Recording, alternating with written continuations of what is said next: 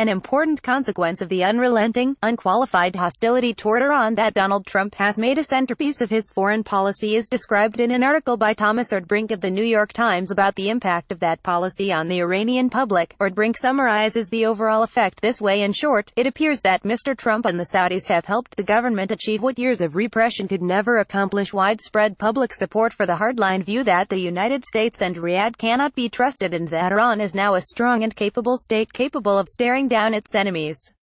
Such an effect is unsurprising, nor are the underlying dynamics unique to Iran. Two fundamental processes are at work in Iran to produce the effect Erdbrink is observing. Both are foreshadowed by many earlier experiences of countries that felt especially threatened by a foreign power. One is the tendency of nations to unite and to overcome internal differences in the face of such a threat. This is the familiar phenomenon of rallying around the flag. Iranians are rallying around their flag today. A variant of this first phenomenon, again with numerous examples through history, is the picking of fights with outsiders as a way for a ruler to muster more united domestic support than he otherwise would enjoy. Mohammed bin Salman, the young authoritarian prince who now makes Saudi Arabia's policies, is picking fights with Iran. The other day he likened Iranian Supreme Leader Ali Khamenei to Hitler, partly in the hope of making his remarkably audacious internal power grab succeed. There may be something of the same motivation for Donald Trump, although as with his domestic policies, he is more interested in the loyalty of a narrow political base than in winning broader support.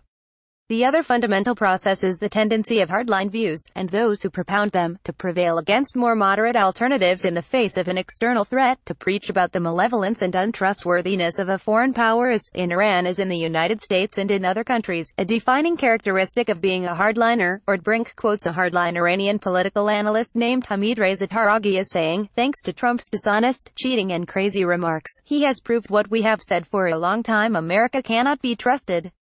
Many didn't believe us, but now they do."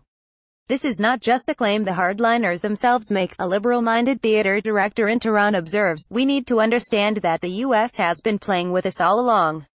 Trump is proving that our hardliners were right all these years. To say that America cannot be trusted."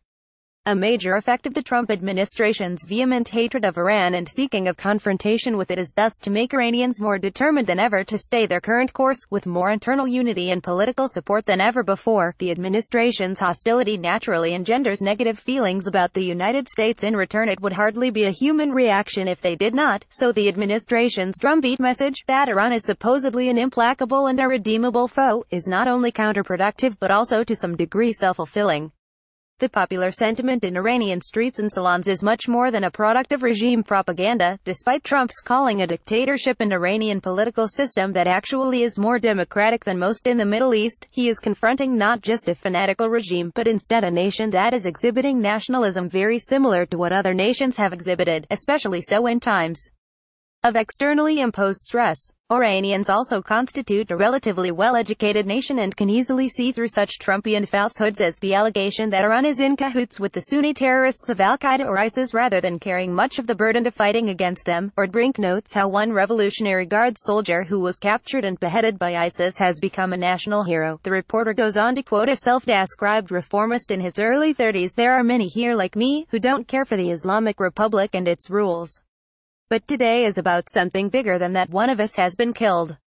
At the same time, this American president is breaking our hearts with his rhetoric and threats. We have to choose sides.